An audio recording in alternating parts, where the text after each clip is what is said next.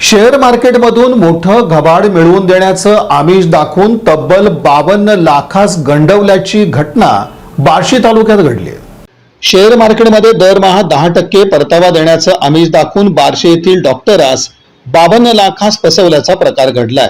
Doctor Milind Vibhishan Chaudhari वय 39 राहणार पोपळावडू road Barshi असं फसवणूक झालेल्या डॉक्टरचं नाव असून त्यांनी या संदर्भात दिलेल्या फिर्यादीनुसार या प्रकरणी संदीप दिलीप वायचळ राहणार अध्यापक कॉलनी बार्शी यांच्या विरोधात गुन्हा नोंदवला असून त्याला अटक करण्यात आली आहे. वायचळ यांनी डॉक्टरांना शेअर मार्केटमध्ये पैसे गुंतवल्यास परताव्याचं आमिष दाखवलं. सुरुवातीला 3 लाखांचा परतावा दिला, मात्र नंतर पैसे दिले नाहीत.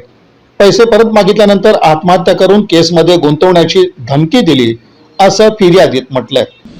या बातमीपत्राचे प्रमुख प्रायोजक प्लॅटिनम मॉल इंद्रधनु सोलापूर. सोलापुरातील सर्वात प्रतिष्ठित इंद्रधनु सोसायटीचा नवीन भव्य कमर्शियल प्रोजेक्ट आता रेल्वे स्टेशनच्या अगदी शेजारी शहराच्या मध्यवर्ती ठिकाणी.